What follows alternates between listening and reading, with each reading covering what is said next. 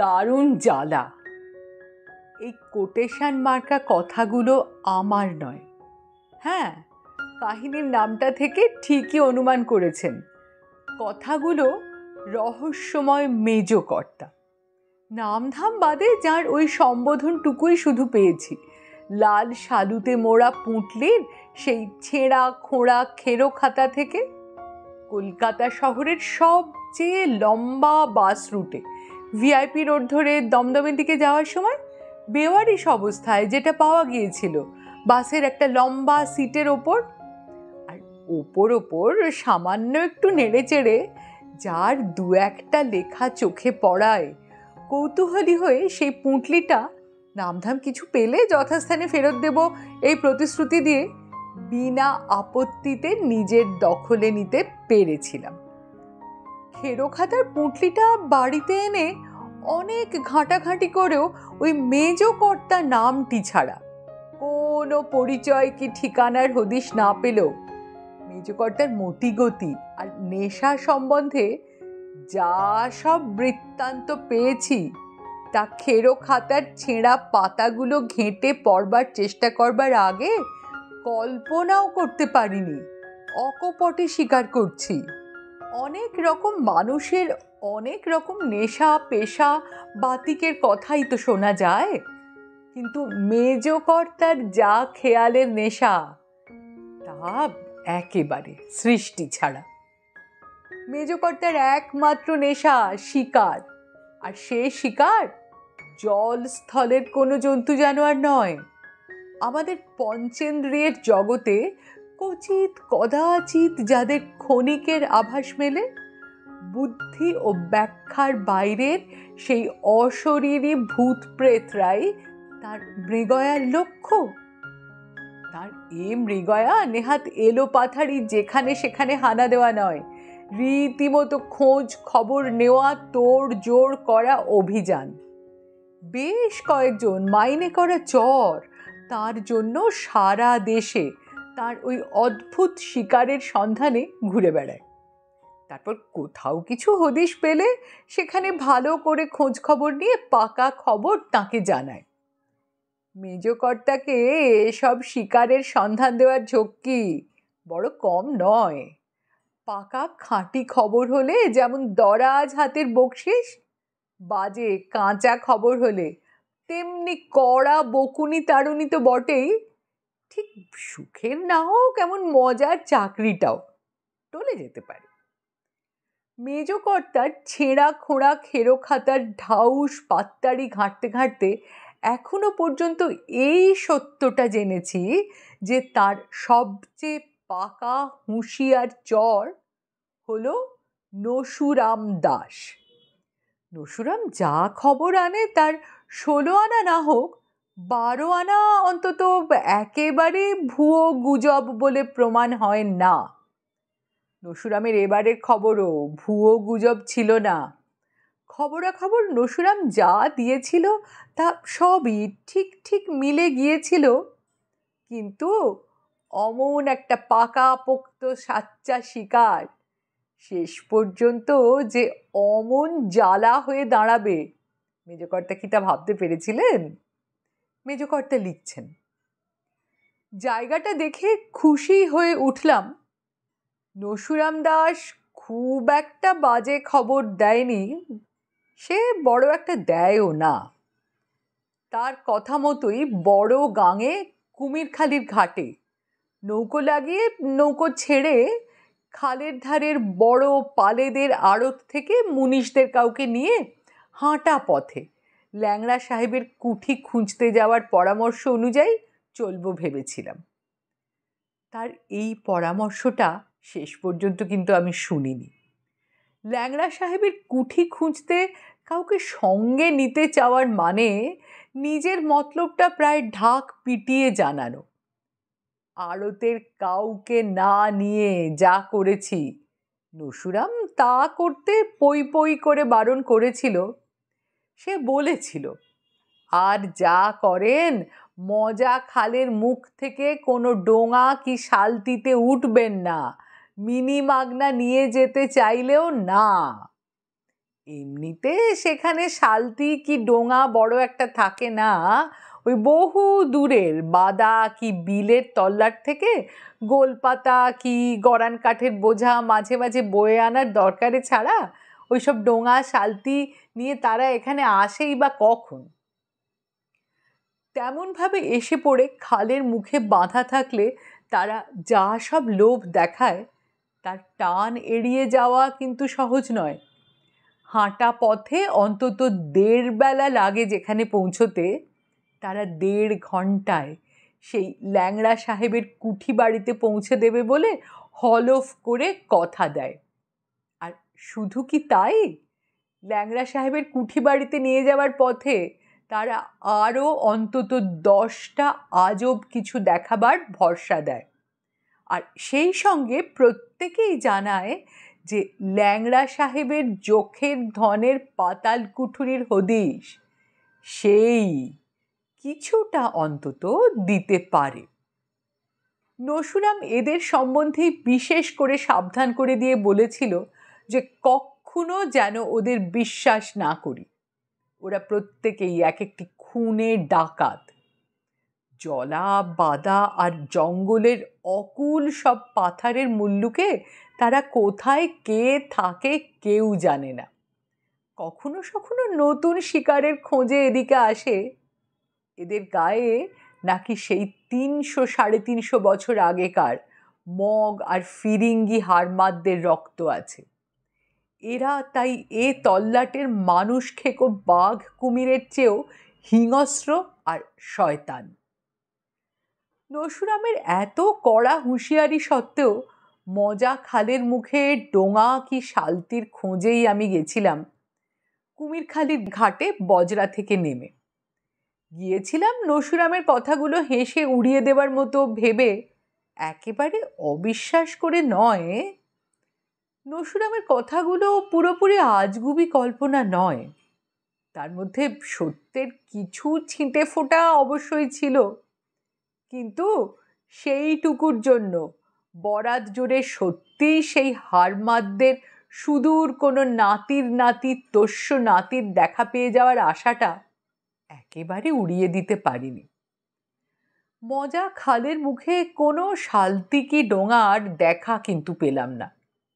একটু হতাশ হয়ে চলে আসছি, হঠাৎ পেছন থেকে ডাক শুনলাম, ও কর্তা, চলে যেতে আছেন যে? চমকে বেশ একটু অবাক হয়ে পেছন ফিরলাম। আরে সত্যিই তো খালের কিনারায় একটা শালতি বাঁধা, তার মাঝেই তো আমায় ডাকছে। প্রথম এসে একেবারেই তার শালতি বা তাকে দেখতে পাইনি, এটাই আশ্চর্য। আমি ফিরে দাঁড়াতে মাঝি শালতি থেকেই বলল, আসেন কর্তা, কুটি বাড়ি যাবেন তো? এবার অবশ্য ততটা অবাক হলাম না, তবু খালের আর একটু কাছে গিয়ে জিজ্ঞাসা করলাম, কোথায় যাব তুমি জানলে কি করে? তা আর জানবো না কথা, ল্যাংড়া সাহেবের কুঠি দেখতে ছাড়া আপনার মতো মানুষ এই লুসিফারের অরুচি মুলুকে আসবে কেন? মনে মনে এবার রীতিমতো চমকালেও বাইরে কিছু বুঝতে না দিয়ে পাড় দিয়ে শালতিটার কাছে নেমে গিয়ে জিজ্ঞাসা করলাম, কুঠি বাড়ি তো বললে, কার কুঠি বাড়ি তা জানো?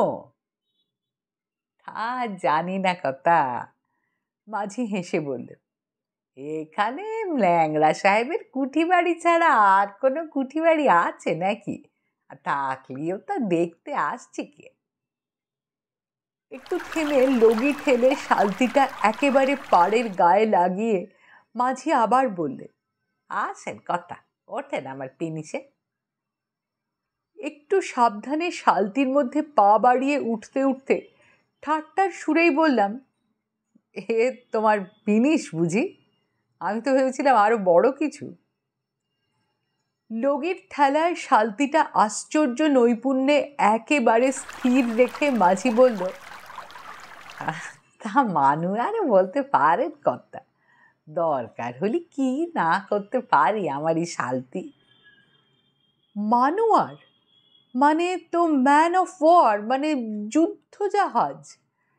এই মাঝি, এই শালতিওয়ালা এ কথা বলছে শুনে আশ্চর্য হয়ে শালতির পেছন দিকের জোড়া তক্তাটার উপর বসে অনেক কিছু বেশ গোলমেলে মাথা নিয়েই ভাবতে শুরু করেছি।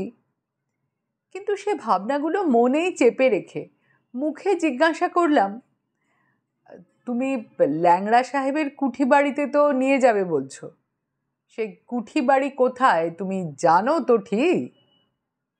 তা জানি না। লগি দিয়ে শালতিটা খালের মাঝামাঝি ঠেলে এনে সামনের দিকে চালিয়ে দিতে দিতে সে বলল, ল্যাংড়া সাহেবকে ল্যাংড়া করলে কে? ল্যাংড়া সাহেব অন্তত 150 বছর আগেকার মানুষ। তাকে খোঁড়া করবার দাবিতে মাঝি আর যাই হোক বেশ রগুড়ে মানুষ, তা বুঝে মনের সব প্রশ্নগুলো তারই সঙ্গে মিলিয়ে হালকা করবার চেষ্টা করলাম। হাসি মুখে বললাম, তুমিই তাহলে ল্যাংড়া সাহেবের ঠ্যাং ভেঙেছ? তুমি তো তাহলে বাহাদুর মানুষ গো। তা তোমার নাম কি? নাম? মাঝি নাম জিজ্ঞাসাতে একটু যেন অবাক হয়ে বলল, নাম আমার মানুল কথা, তার সবাই মানুই বলে। নাম তোমার মানুল? বিস্ময় আর কৌতূহলটা গলার স্বরে খুব লুকোতে পারলাম না। মাঝি কিন্তু সেটা লক্ষ্য না করেই বলল, হ্যাঁ কথা, আমার নাম মানুল পিদ্রু। মানুল পিদ্রু? অবাক হয়ে ভাবলাম, তার মানে কি ম্যানুয়েল পেড্রো? অত করে যা আশা করেছিলাম সত্যিই কি তারই সন্ধান পেলাম? সেই দুর্দান্ত ভয়ঙ্কর ফিরিঙ্গি হারমাদদেরই রক্ত যার শিরায় বইছে, এমন কেউ এই মানুল পিদ্রু? প্রথম থেকেই তার চেহারাটা অবশ্য একটু কেমন বেয়াড়া লেগেছিল। শালতি পাওয়ায় ব্যাপারটা বেশি মনোযোগ কেড়ে নিয়েছিল, তাই অন্য সব কিছু তখনকার মতো চাপা পড়েছিল। এখন মানলু পিদ্রুর নামটা প্রথমেই লক্ষ্য করার চেহারার বেশ একটু আলাদা ধরন সম্বন্ধে মনটাকে সজাগ করে তুললে। হ্যাঁ, চেহারাটা আগেই চোখে পড়ে একটু অদ্ভুত লেগেছিল। ফর্সা ঠিক নয়, কিন্তু গায়ের রং কেমন একটু হলদেটে তামাটে, যা এখানকার সাধারণ মানুষজনের মধ্যে দেখাই যায় না। আর শুধু কি গায়ের রং, লম্বাটে পাকানো শুকনো মুখের ওপর মাথার ঝাঁকড়া চুলগুলো যেন কেমন বেয়াড়া রকমের লালচে। সেই সঙ্গে দু চোখের তারাও যেন আমাদের আর 5 জনের মতো কালো কি বাদামি নয়, তাতে যেন কোথায় একটু সবুজের, হ্যাঁ সবুজেরই ঝিলিক রয়েছে। মনে মনে তখন আমি নিশ্চিত বুঝে নিয়েছি যে এই মানুষটা অন্তত 200-300 বছর আগেকার কোনো ফিরিঙ্গি বোম্বেটের বংশধর না হয়ে যায় না। এখানে হানা দেওয়া হিংস্র নেকড়ের পালের মতো সেই হারমাদেরা কবে কোথায় নিশ্চিহ্ন হয়ে গেছে, কিন্তু এই জংলা জলা বাদার দেশে তাদের কফোঁটা রক্ত এখনো যেন একেবারে ধোয়া মোছা হয়ে যায়নি। কিন্তু এমন একটা চেহারার মানুষ আর তার শালতিটাকে প্রথমে এসে দেখতে পাইনি কেন? আমি খুব তাড়াহুড়ো করে যেমন তেমন করে চোখ বুলিয়েই ফিরে যাওয়ার জন্য মুখ ঘোরাইনি। বেশ ভালো করেই খালের মুখটা লক্ষ্য করছিলাম। মনের ধোঁকার কথাটা মুখেই প্রকাশ করলাম। এবার জিজ্ঞাসা করলাম, আচ্ছা তোমায় প্রথমে দেখতে পাইনি কেন বলো তো? তুমি তো এখানেই ছিলে। তা ছিলাম বই কি কথা, মানুল পিদ্রু ধাঁধার মতো করে জবাব দিল। তবে ওই দেখা দিতেই না চাইলে আপনি দেখবেন কি করে? মানুল পিদ্রুর যে একটু মজা করে কথা বলার স্বভাব তা আগেই টের পেয়েছি। তারই সঙ্গে সুর মিলিয়ে তাই বললাম, আচ্ছা শেষ পর্যন্ত দেখা দিতে চাইলে কেন? সবারই পছন্দ হলো বলে? আগে তা একটু হলো বই কি, নইলে আমার পিনিছে আপনাকে ওঠাবো কেন? বললে পিদ্রু। তা পছন্দটা হলো কিসে তোমার, তা একটু জানতে পারি? হালকা সুরে হলেও সত্যিকারের কৌতূহল নিয়েই আমি জিজ্ঞাসা করলাম। পছন্দ হলো কেন জানতে চান? পিদ্রুর গলা যেন আগের মতো অত হালকা মনে হলো না। পছন্দ হলো ওই নির্ঝঞ্ঝাট সওয়ারি বলে। নির্ঝঞ্ঝাট সওয়ারি? সে আবার কি? সত্যি পিদ্রুর কথা বুঝতে না পেরে আমি জিজ্ঞাসা করলাম, আগে নির্ঝঞ্ঝাট বুঝলেন না কথা? মানুল পিদ্রু আগের মতোই আধা গম্ভীর স্বরে বলল, তার মানে ওই ছাবল, কোদাল, গজ, ফিতে, বন্দুক, সরকি টরকি এসবের কোনো ঝামেলা নেই, একেবারে ঝাড়া হাত পা। ঝাড়া হাত পার বদলে ওরকম লটবহর নিয়ে কেউ এখানে আসে নাকি? একটু বোকার ভান করেই আমি জানতে চাইলাম। কেউ কেউ নয় কথা, প্রায় সবাই তাই আসে, বললে মানুল পিদ্রু। আর আসবে নাই বা কেন? তারা ওই ল্যাংড়া সাহেবের কুঠি বাড়ি চোখে দেখি তারিফ করতে আসে না, আসে তার যখের ধনের লুকোনো পাতাল কুঠরি খুঁড়ে বার করে তার সোনা দানা, হিরে, চুনি, পান্নার পুঁজি বাগিয়ে নিয়ে যেতে। মজা খালের ডোঙা শালটি তারা বড় একটা নেয় না, তার বদলে গাঙের ঘাটের আড়ত থেকে কাউকে নিয়ে হাঁটা পথে ওই 1.5 বেলার হয়রানিতে ল্যাংড়া সাহেবের কুঠিতে পোড়ো ভিতের ভিতর জঙ্গল মনে করে, যেখানে এদিক ওদিক খোঁজাখুঁজি করে, শাবল কোদাল চালায়, যান কয়লা করে ফেলে, সেখানে একটা ফুটো কি ঘষা পেশও মেলে না তাদের কপালে। পয়সার বদলে পিদ্রুর পেশো বলাটা মনে মনে টুকে রেখে বললাম, ও কিন্তু কেন, সেটা ল্যাংড়া সাহেবের আসল কুঠি বাড়ি নয় বলেই কিছু পায় না বুঝি? কিন্তু বলো, ল্যাংড়া সাহেবের কুঠি বাড়ি বলে সত্যি কোথাও কিছু আছে কি? তা আছে বই কি কথা। পিদ্রু বেশ একটু জাঁক করেই বলল, ল্যাংড়া সাহেবের কুঠি যেখানে ছিল সেইখানেই তার গুপ্তধনের পাতাল কুঠুরিও এখনো আছে। মানুল পিদ্রুকে একটু তাতিয়ে দেওয়ার মতো তোয়াজ করে বললাম, তা তুমি ল্যাংড়া সাহেবকে খোঁড়া করেছিলে যখন, তখন আর কেউ না জানুক, তুমি পাতাল কুঠুরির পাত্তা জানো নিশ্চয়? আমি ছাড়া আর কে জানবে? পিদ্রু যেন বুক চিতিয়ে বলল, ও পাতাল কুঠুরির যখের ধনের আমি তো পাহারাদার। তুমি পাহারাদার? চেষ্টা করেও আমার গলার উপহাসটা পুরোপুরি লুকোতে না পেরেই জিজ্ঞাসা করলাম, তা সে পাতাল কুঠুরিটা কোথায় একটু জানতে পারি? পাতাল কুঠুরি কোথায় জানতে চান কথা? মানুল পিদ্রু একটু যেন দুঃখের সঙ্গে জিজ্ঞাসা করলে। হ্যাঁ, শুধু একটু জেনে নিলে দোষ কি? আমি পিদ্রুকে আশ্বাস দেবার সুরে বললাম, দেখছো তো আমি শাবল কোদাল নিয়ে আসিনি, মতলব থাকলেও তোমার শালতি থেকে তোমায় ফাঁকি দিয়ে তাই খোঁড়াখুঁড়ি করে কিছু নিয়ে যেতে পারবো না, সুতরাং জায়গাটা আমাকে নির্ভয় দেখিয়ে দিতে পারো। বেশ, তাইলে দেখেই রাখুন। পিদ্রু কিরকম এক অদ্ভুত গলায় বলল, আপনি যেখানে বসে আছেন কর্তা, যখের ধনের পাতাল কুঠুরি ঠিক তার নিচে। কি? প্রায় অস্ফুট চিৎকারের সঙ্গে প্রথমে নিচের দিকে আর তারপর চারিদিকে তাকিয়ে বুকটা হঠাৎ যেন কেমন হিম হয়ে গেল। এ কোথায় আমায় এনেছে পিদ্রু? যে দিকে চাই সে দিকেই তো শুধু কুল কিনারাহীন জলা।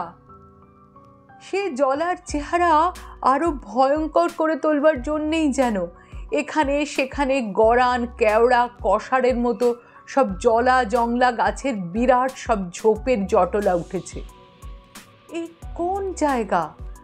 মজা খালে মানুল পিদ্রুর শালতিতে ওঠবার পর তার সঙ্গে কথা বলতে বলতে কখন এই অকুল জলার রাজ্যে এসে পড়েছি তা লক্ষ্যই করিনি নাকি? কিন্তু যার শালতিতে চড়ে এসেছি সেই পিদ্রুই বা গেল কোথায়? শালতির ওপর আমি একলা বসে আছি, মানুল পিদ্রুকে তো কোথাও দেখা যাচ্ছে না। হঠাৎ আমার চারিধারে ওটা কি বিশ্রী শব্দ শুনছি। আচমকা যে ঘূর্ণি হাওয়াটা আমার শালতিটাকে দুলিয়ে দুটো পাক দিয়ে ঘুরিয়ে বয়ে চলে গেল, এই শব্দটা কি তারই? তবে এমন বিদঘুটে গায়ে কাঁটা দেওয়া অট্টহাসির মতো শোনাচ্ছে কেন? শালতিটা যে ভয়ঙ্করভাবে দুলছে, যা দুলছে তাতে এর থেকে জলে ঝাঁপ দিলেই এর চেয়ে নিরাপদ হব মনে হচ্ছে। তবু দাঁতে দাঁত চেপে জোর করে শালতির দুটো ধার জম্পেশ করে ধরে বসে আছি। হার মানব না, কিছুতেই মানব না। দেখি শেষ পর্যন্ত কি হয়। হলো, সত্যি কিছু হলো। আর যা হলো তাতে সন্দেহ হলো এতক্ষণ আমার নিজেরই মাথাটা বোধহয় হঠাৎ একটু ঘুরে গিয়েছিল বলে সব ভুল দেখেছি কি না। নইলে ওই তো পিদ্রু শালতির ধারের জল থেকে এক হাতের মুঠোয় কি একটা নিয়ে শালতির সামনের দিকটা হাত বাড়িয়ে ধরে সেই হাতের ওপরেই ভর দিয়ে শালতির ওপরে উঠে এলো। আমি অকুল জলায় এদিকে ওদিকে মুখ ঘুরিয়ে দেখার সময় সে শালতি থেকে জলে ঝাঁপ দিয়ে ডুব দিয়েছিল মনে করাই উচিত। কিন্তু তা মনে করতে পারলাম কই? মানুল পিদ্রুর গায়ে মাথায় বুকে কি হাঁটুর ওপর তোলা ৮-৬০ করে মালকোঁচা মারা খাটো কাপড়ের কোথাও এক ফোঁটা জলের চিহ্ন নেই। জলের বদলে সে যেন এক শূন্য হাওয়াতেই ডুব দিয়ে উঠে এসেছে। নতুন কিছুর মধ্যে তার হাতের মুঠোয় কিছু একটা জিনিস, আর তার কোমরে জড়ানো চামড়ার বেল্টের নকশা তোলা সেকেলে খাপে একটা ছোরা।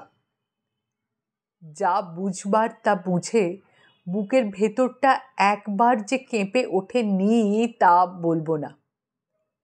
মানুল তার সবুজের ছিটে দেওয়া চোখে যেভাবে আমার দিকে তখন তাকাচ্ছে, তাতে এ সর্বনাশা শালতির থেকে জলার ওপরেই ঝাঁপ দিয়ে পালাবার চেষ্টা করতে একেবারে যে অস্থির হয়ে উঠিনি ভেতরে ভেতরে এমনও নয়।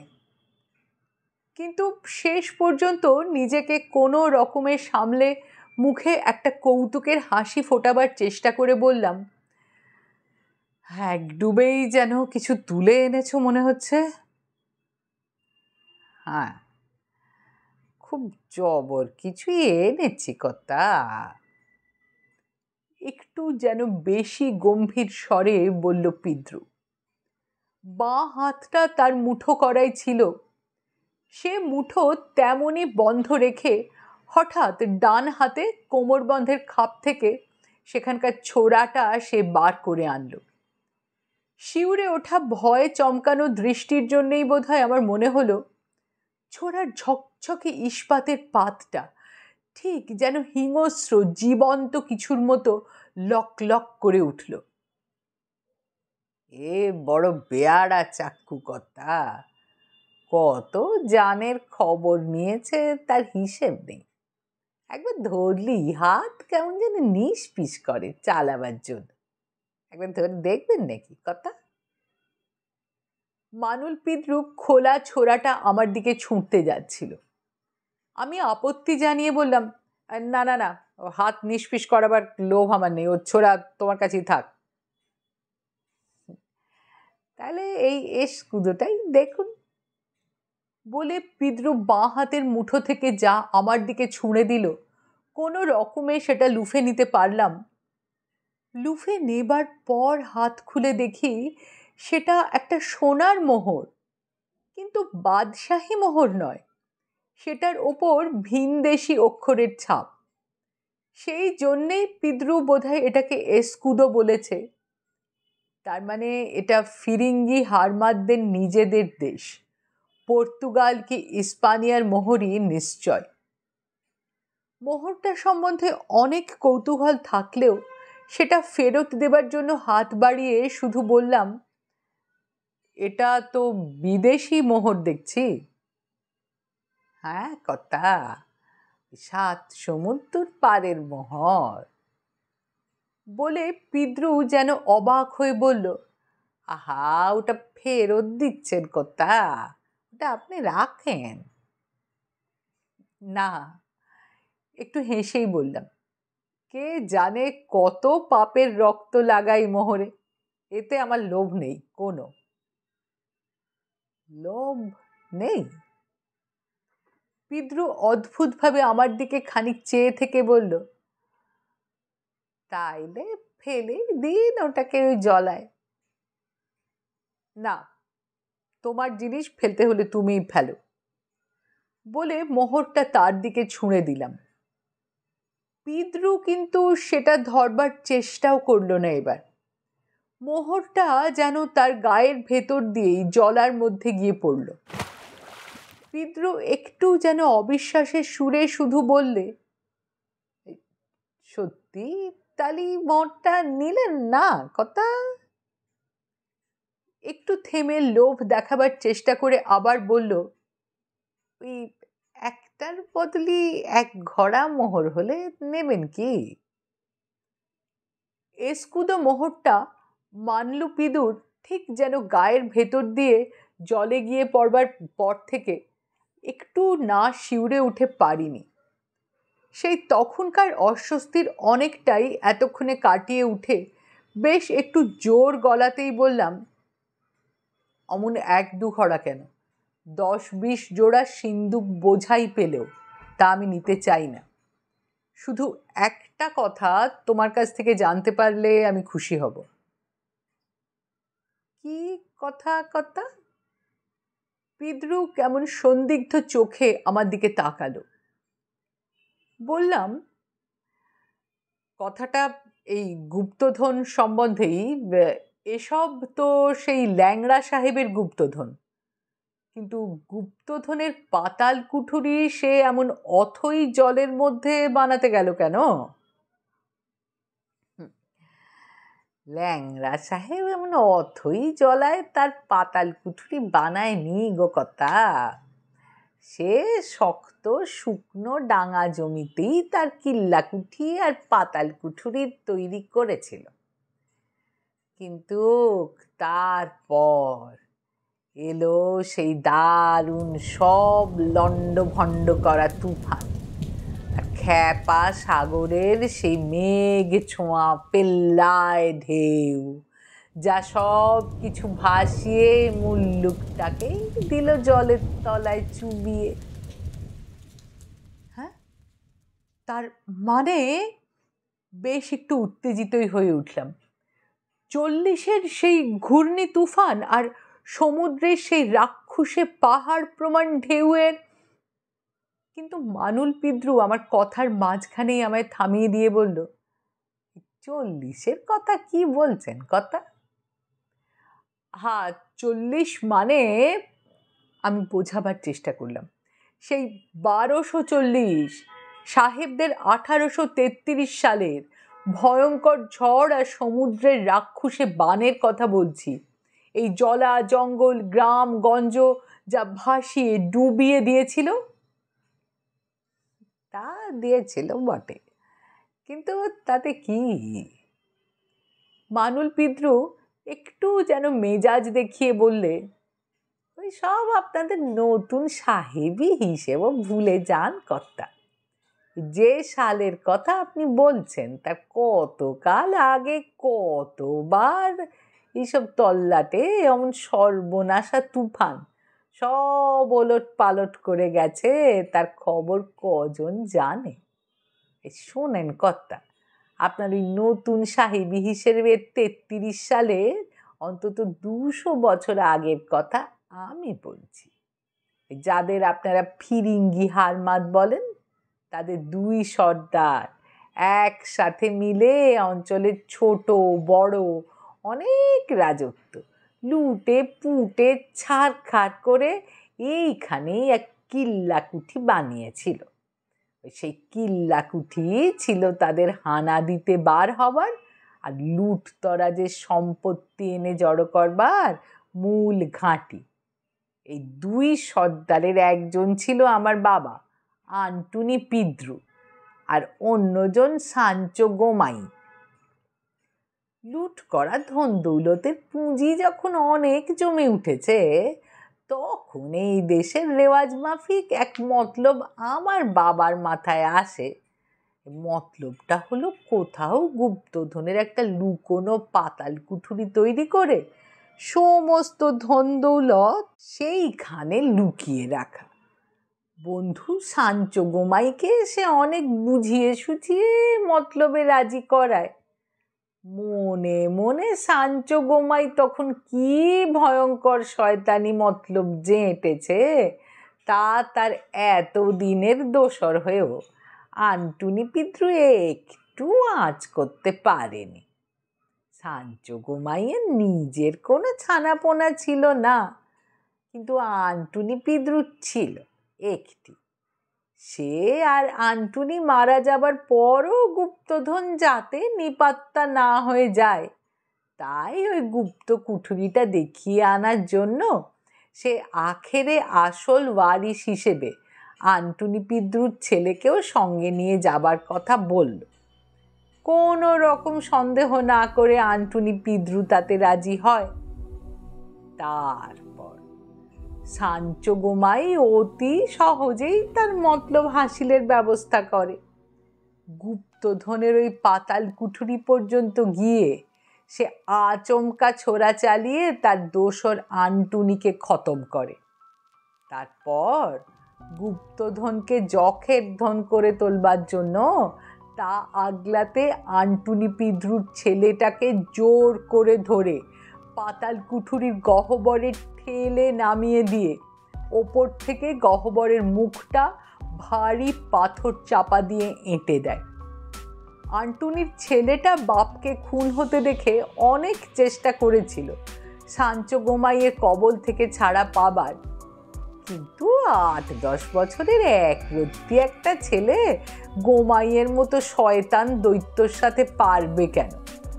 সাঞ্চো গোমাই তাকে প্রায় দলা পাঠিয়ে পাতাল কুঠুরির গর্তের ভেতর ফেলে দিয়ে ওই 1.5 মণি পাথরটা চাপা দেওয়ার আগে বলেছিল, খুব ভালো করে পাহারা দিবি, আমি বা আমার বংশের আর কেউ যেন এ যখের ধনের একটা দামড়িও না ছুঁতে পারে। তা আন্টুনির বেটা সে কথা তা রেখেছে এখনো পর্যন্ত। নসিবও তাকে সাহায্য করেছে। তাকে পাতাল কুঠুরিতে বন্ধ করার পরের দিনই সেই দুনিয়ার ঝুঁটি ধরে পাক খাওয়ানো ঘূর্ণিঝড়ের সঙ্গে কালা পানির মেঘ ছোঁয়া ঢেউ এসে সব ভাসিয়ে দিয়েছিল লণ্ডভণ্ড করে। সাঞ্চো গোমাইয়ের গাঁথা পাতাল কুঠুরির ওপরের পাথরে তাতে এমন কিছু না নড়লেও ওই নিচের দিকের গাঁথুনি প্রচণ্ড ঢেউয়ের ধাক্কায় গেল আলগা হয়ে, আর সেই ধসে পড়া গাঁথনির ফাটল দিয়ে বেরিয়ে আসতে পেরেছিল আন্টুনি পিদ্রুর ছেলেটা। বেরিয়ে এসেও বেশ কিছুদিন কোনো মতে তাকে প্রাণটুকুকে ঠোঁটের ডগায় আটকে বাঁচা মরার কিনারায় ঝুলে থাকতে হয়েছে। তারপর তুফান ঠান্ডা হয়েছে, কালাপানির ঢেউ কিছুটা ফিরে গেছে, কিন্তু তামাম মুল্লুকটার ডুব জল সেই থেকে আর নামেনি। পাতাল কুঠুরি থেকে বেরিয়ে আন্টুনি পিদ্রুর বেটা কাছের একটা ঝোপে আটকে থাকা তার বাপের মুর্দা থেকে ছোরা সমেত এই কোমর বন্ধটা খুলে নিয়ে নিজের কোমরবন্ধে বেঁধেছে। তারপর কিছু দূরের আরেকটা গরান জংলায় ভেসে এসে লাগা কোথাকার একটা ভাঙা শালতি পেয়ে সেই টেকেই তার বাসা করেছে। বদলার জন্য খুব বেশি দিন তাকে অপেক্ষা করতে হয়নি। সাঞ্চো গোমাই তুফানে আর কালাপানির ঢেউয়ে নাকানি চোবানি খেতে খেতে আছড়ে গিয়ে পড়েছে অনেক দূরের এক ডাঙায়, কিন্তু প্রাণে মারা যায়নি। কিছুদিন বাদে আপদ বিপদ কিছুটা কাটলে নতুন আস্তানায় একটা ডিঙি জোগাড় করে সে তার যখের ধনের পাতাল কুঠুরির খোঁজ করতে এসেছিল। খোঁজ তাকে আর পেতে হয়নি। গরান জংলার এক পাশে তার ভাঙা শালতিতে আন্টুনি পিদ্রুর বেটা এমনি একটা মকার জন্যেই দিন গুনছিল। গরান জংলার ওদিক থেকে সাঞ্চোর ডিঙিটা বেরিয়ে আসা মাত্র কষার ঝোপের আড়াল থেকে সে তার শালতি ঠেলে বেরিয়ে এসেছে। তারপর আর এক লহমাও দেরি করেনি। কোমরবন্ধের খাপ থেকে লকের ছোড়াটা টেনে বার করে প্রায় নির্ভুল নিশানাদারিতে ছুঁড়ে দিয়েছে সাঞ্চো গোমাইয়ের দিকে। ছোড়াটা গিয়ে বুকে না হলেও প্রায় হাতল অবধি বিঁধেছে গোমাইয়ের উরুতে। গোমাইও তখন তার গাদা কার্বাইন বন্দুকটা ছুঁড়েছে আন্টুনির ব্যাটার দিকে, কিন্তু ফল কি হয়েছে দেখবার জন্য অপেক্ষা করতে পারেনি। ফিনকি দিয়ে ওঠা রক্তে তখন গোমাইয়ের ডিঙি লাল হয়ে উঠছে। দেখতে দেখতে শরীর তার অবশ হয়ে আসছে। হাতে বন্দুকটা ধরে রাখবার জোরও যেন নেই। এরপর আন্টুনি পিদ্রুর বেটা তার শালতি নিয়ে এসে চড়াও হলে কি হবে বুঝে সে শরীরে যেটুকু শক্তি ছিল তাই দিয়ে বন্দুকটা ফেলে বৈঠা নিয়ে ডিঙি চালিয়ে কোনো রকমে পালিয়ে গেছে তার নতুন আস্তানায়। সাঞ্চো গোমাই নিজের ঘাঁটিতে ফিরে গিয়েও মরেনি, কিন্তু একটা পা তারা একেবারে গেছে বরবাদ হয়ে। সেই থেকে সাঞ্চো গোমাইয়ের বদলে তাকে সবাই ল্যাংড়া সাহেব বলেই ডাকত। একটা পা খোয়া গেল। ঘাটা শুকোবার পর ল্যাংড়া সাহেব আবার তার গুপ্তধনের খোঁজে আসতে ছাড়েনি। এখনো সে হামেশাই আসে। ওই দেখুন না, দেখুন ওই যে মানুল পিদ্রু যেদিকে আঙুল বাড়িয়েছে সেদিকে মুখ ফিরিয়ে এবার শিউরে উঠেছি। সত্যি ছোট একটা ডিঙি বেয়ে দৈত্যাকার যে মানুষটা আমাদের দিকে আসছে তার চেহারায় হিংস্র ভয়ঙ্কর এমন একটা কিছু আছে, স্পষ্ট দেখা না গেলেও দূর থেকেই তা যেন একটা আতঙ্কের তরঙ্গ ছড়ায়। আমাদের দিকে কিছু দূর এসেই সে হঠাৎ তার ডিঙিটা থামিয়ে তার কাঁধের গাদা বন্দুকটা উঁচিয়ে ধরল আমাদের দিকে। ভয়ে শিউরে উঠে হঠাৎ বেসামাল হয়ে শালতি থেকে জলে আমি ঝাঁপিয়ে পড়তাম কিনা জানি না, কিন্তু ভয়ের কাঁপুনিটা শুরু হবার সঙ্গে সঙ্গেই পিদ্রুর গলা শুনলাম, ভয় পাবেন না কর্তা, আমার মতো দোভাঁজ চোখ ও ল্যাংড়া সাহেবের নেই। ও শুধু আমাকেই দেখতে পাচ্ছে, আপনাকে নয়। কথাটার মানে বোঝার চেষ্টা করার মধ্যেই ওদিকের ডিঙির সাঞ্চো গোমাইয়ের গাদা বন্দুকের জবাবে মানুল পিদ্রুকে খাপ থেকে তার ছোড়া খুলে নিয়ে এক ঝটকায় ছুঁড়ে দিতে দেখলাম। ল্যাংড়া সাহেবের গাদা বন্দুকও সেই মুহূর্তেই গর্জে উঠেছে। পিদ্রুর ছোড়াটা তার উরুতে গিয়ে গাঁথবার সঙ্গে সঙ্গেই পিদ্রুও যেন গুলি লাগা রক্ত মাখা মুখে শালতির তলায় ঝাঁপ দিল। কয়েক মুহূর্তের জন্য মাথাটা ঘুরে গিয়ে চোখে যেন অন্ধকার দেখলাম। তারপর একটু সামলে উঠেই দেখলাম চারিদিকের অকুল জল জংলার মাঝে ভাঙা শালতির মধ্যে আমি একা। দিনের আলো এর মধ্যে ম্লান হয়ে এসেছে বেশ। জনমানবহীন সমস্ত অঞ্চলটার ওপর বুকের মধ্যে অদ্ভুত গা ছমছম কাঁপুনি তোলা একটা অজানা অদৃশ্য কিছুর ঘেরাটোপ যেন নেমে আসছে। ভয়ে ভাবনায় উদ্বেগে এমন করে ঠুঁটো হয়ে বসে থাকলে চলবে না তো। যেমন করে হোক আমার বজরা যেখানে বাঁধা গাঙের ধারের সেই মজা খালের মুখে পৌঁছতে হবে। পথের হদিশ জানি না, শুধু আকাশের আলো দেখে আন্দাজে যতটা সম্ভব দিক নির্ণয় করে শালতির লগিটা তুলে নিয়ে জলের তলায় ঠেলা দিয়ে এগিয়ে যাওয়ার চেষ্টা করতে গেলাম। কিন্তু লগি আর ঠেলতে হলো না।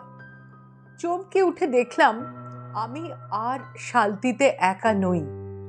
শালতির মাথায় সেই মানুল পিদ্রু ঠিক আগেকার মতোই বসে আছে। লগিটা আমি জলে নামাবার আগেই একটা হাত বাড়িয়ে আমার কাছ থেকে সেটা টেনে নিয়ে সে বলল, কি করছেন কর্তা? এই লগি কি এখানকার জলের তল পাবে? অমন 5 লগিতেও পাবে না। তাহলে চেষ্টা করেও ভেতরের উদ্বেগটা সম্পূর্ণ লুকোতে না পেরে বললাম, তাহলে এখান থেকে ফিরবো কি করে? মজা খালের মুখে আমায় পৌঁছতেই হবে যে আজ। পৌঁছতেই হবে আজ? মানুল পিদ্রু বেশ বিষণ্ণ গলায় বলল, বেশ চলুন তাহলে। লগি টগি সে আর নিল না। আশ্চর্য হয়ে দেখলাম শালতির পেছনের প্রান্তে বসে একদিকে একটু নুয়ে জলে কটা চাপ দিতেই শালতিটা সামনের দিকে ভেসে চলল। কি করে যে চলছে তা বুঝলাম না, চেষ্টাও করলাম না বোঝবার। শালতিটা শুধু আমার জন্য চললেই হলো। তা চলছিল বেশ ভালোই, তরতর করে, যেন কলের নৌকোর মতো জল কেটে দুধারের গড়ান জংলা আর কষার ঝোপগুলো ছাড়িয়ে এগিয়ে যাচ্ছিল দিব্যি।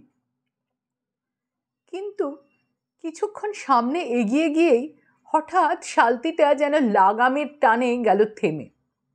সামনের দিকেই মুখ করে বসেছিলাম, হঠাৎ থামায় প্রায় হুমড়ি খেয়ে পড়ে যেতে যেতে নিজেকে সামলে নিয়ে অবাক হয়ে পেছন ফিরে জিজ্ঞাসা করলাম, কি হলো? কি এমন করে হঠাৎ থামলো যে? আগে আমি থামিয়ে দিলাম। জবরদস্তি টস্তি নয়, মানুল পিদ্রু প্রায় করুণ গলাতে বলল, আপনার যাওয়া হবে না কর্তা। যাওয়া হবে না মানে?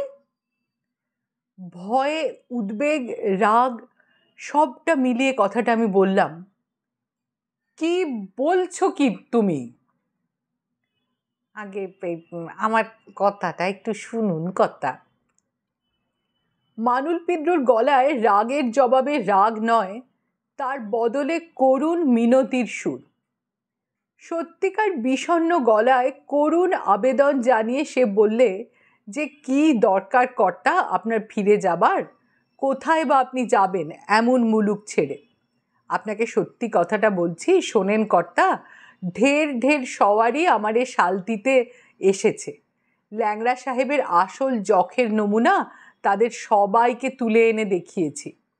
শুধু মুখ দিয়ে নয়, তাদের চোখ দিয়েও লালচের লালা গড়িয়ে পড়া থামেনি। তারপর সেই আদ্যিকালের আসল পালা যখন সামনে মেলে দিয়েছি, হাতের মুঠোর মোহর তারা ছাড়েনি, কিন্তু ভয়ে কাঠ হয়ে প্রাণ বাঁচাতে ঝাঁপ দিয়েছে এই কামট কুমির কিলবিল করা জলায়। তাতেই বদনাম হয়েছে আমার শালতির, মজা খালের মুখে গাঙের ঘাটে। আমি যেন তাদের চুবিয়ে মেরেছি ল্যাংড়া সাহেবের পাতাল কুঠুরি দেখাবার লোভ দেখিয়ে। আমি তাদের ডুবিয়ে মারিনি কর্তা, তারা নিজেদের লালচে ডুবেছে, অনেক বেইমানির কালো কলিজার গলতিতে ডুবেছে।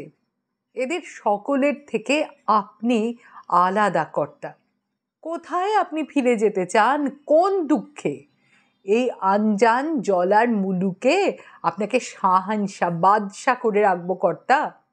ল্যাংড়া সাহেবের কুঠি যার কাছে ঝোপড়ি, এমন আজব মঞ্জিল দেব আপনাকে, ওই ল্যাংড়া সাহেবের পালার চেয়ে জমজমাট, রমরমে 200 বছরের, অমন 10-10 হাজার কিস্সার পালা সাজিয়ে দেখাবো।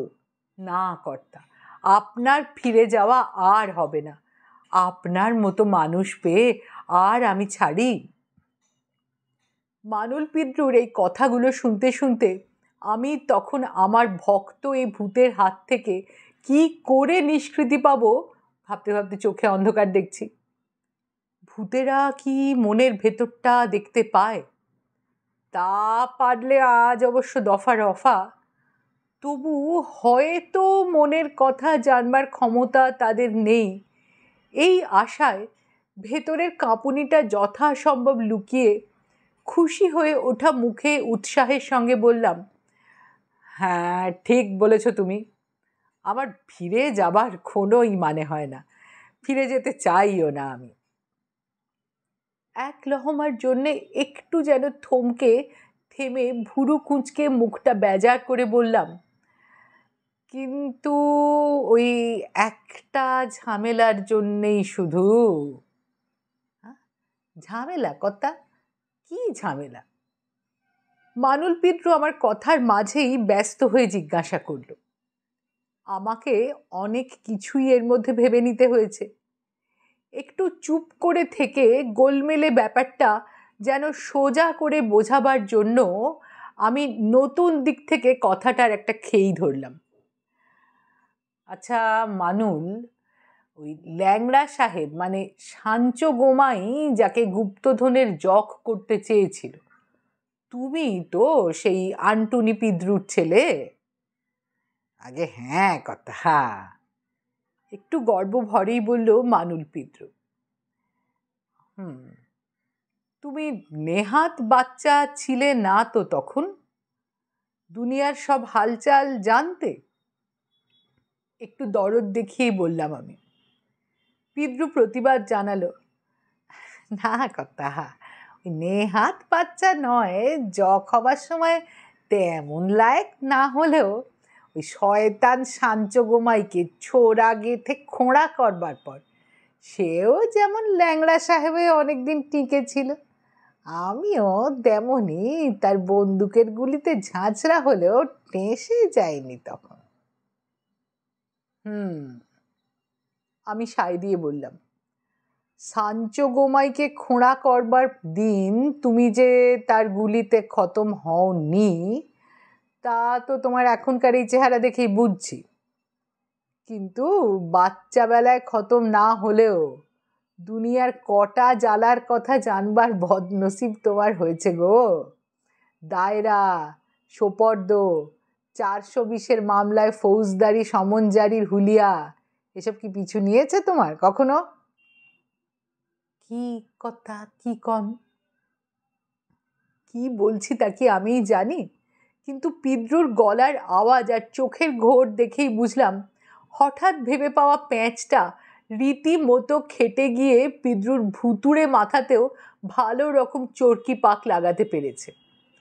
মানুল পিদ্রুর ভ্যাবাচাকা মুখের দিকে জিজ্ঞাসার জবাবে মুখটা যতখানি সম্ভব থমথমে করে তাকিয়ে বললাম, আমার ঝামেলা হলো ওই একটা মামলার সাক্ষী দেওয়ার তলব।